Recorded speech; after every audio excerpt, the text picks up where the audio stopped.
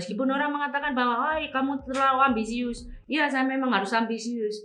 Yang membuat saya hidup itu ada ambisi. Kalau saya tidak ada ambisi, saya tidak bisa hidup. Mungkin orang lain merasa malu untuk memiliki cita-cita. Mungkin orang lain merasa malu mengemukakan keinginannya, tapi saya tidak malu. Orang itu mulut-mulut saya sendiri, kepala-kepala saya sendiri untuk berpikir. Dan itu yang membuat saya itu bisa maju selangkah demi selangkah dibandingkan orang lain. Oke. Berarti yang selain yang Ibu jadikan role model ini, selain penampilannya Pak Hotman Paris, juga cara kerjanya ya Bu ya, cara sepak terjangnya beliau ya. Saya dalam bekerja, saya tidak mau separuh-separuh Mbak Lili. Baik saya jadi pengusaha, baik saya jadi pengacara. Karena setiap profesi yang saya geluti itu harus sukses. Harus berkualitas. Hanya orang yang mengatakan, apa yang bisa kamu buat? Saya bisa berbuat apa saja. Kenapa? Karena saya punya keinginan. Orang lain tidak bisa memiliki seperti yang saya katakan karena mereka tidak punya keinginan atau tidak punya keberanian. Bagi saya melangkah itu menyenangkan. Itu nanti saya akan berhasilnya sampai seberapa atau saya jatuhnya sampai seberapa, saya tidak terlalu berpikir. Yang penting saya berjalan dulu. Ketika saya berjalan, saya evaluasi apa kekurangan dari yang saya lakukan. Kemudian saya akan membuat planning ke depannya. Saya harus menutup kekurangan saya. Jadi saya nggak malu kalau dibilang umpamanya saya tidak berhasil di suatu bidang. Saya nggak malu, Mbak. Kenapa?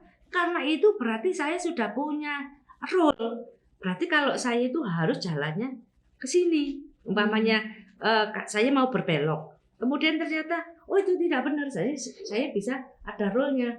Berarti ini tidak boleh saya lakukan dan saya harus melakukan yang lain. Dan itu pedoman saya di dalam saya menjalani hidup baik sebagai pengusaha maupun sebagai pengacara. Oke, sekarang saya mau nostalgia dulu nih Bu. Sebenarnya nih, bagaimana sih Bu masa kecilnya Ibu Jelis ini?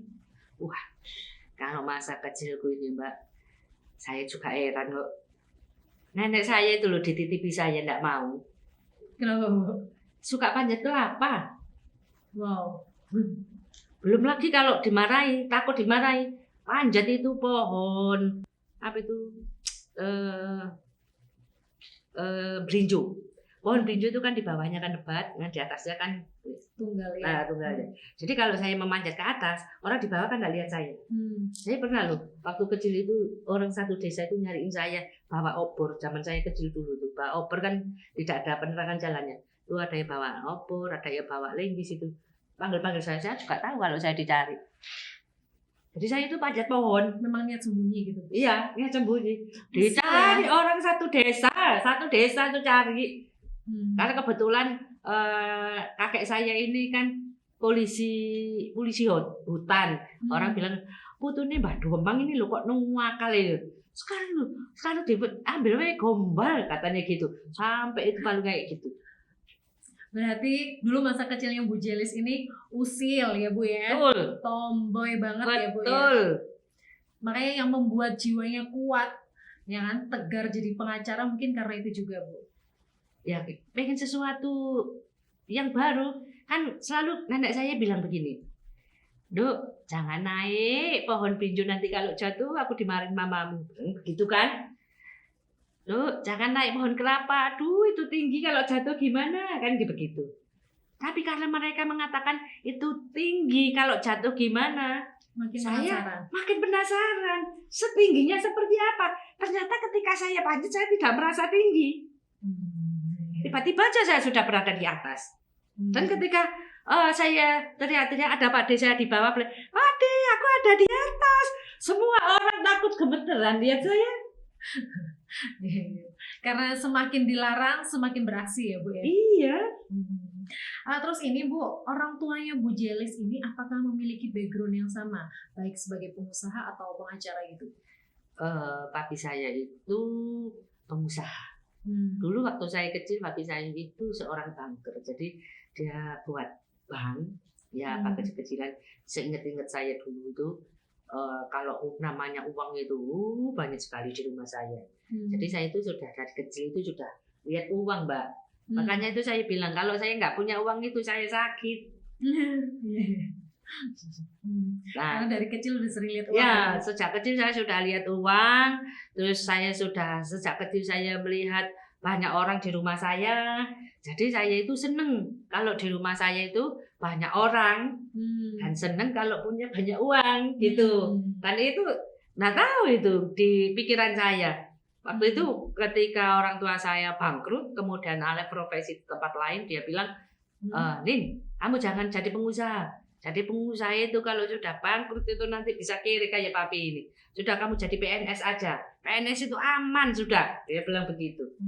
Bisa nggak tertarik untuk jadi PNS? Karena monoton ya Bu mungkin.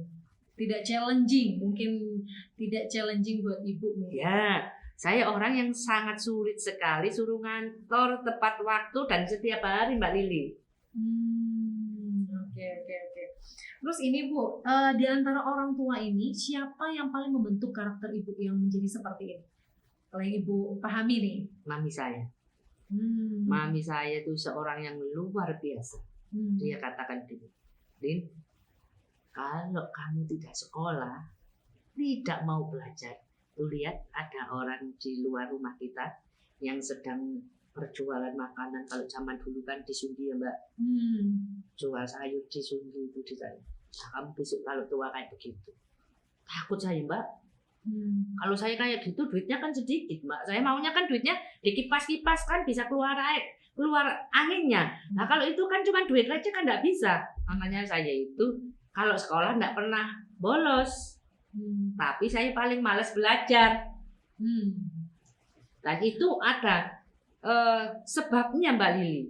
Kenapa kok saya itu malas belajar? Kan tapi saya itu selain jadi pengusaha kan profesinya kan guru Mbak Lili.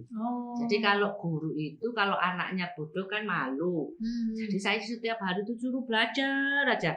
Lah ketika saya sudah menguasai semua pelajaran, teman saya di kelas tidak menguasai, saya jadi boring.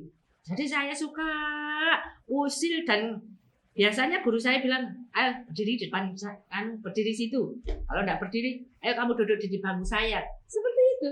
Karena sudah saya boring, sudah gelisah melihat teman saya kok lama sekali tidak bisa begitu. Oke Bu. Terus ini bagaimana dukungan keluarga Bu Jelis, terutama untuk perihal karir Ibu?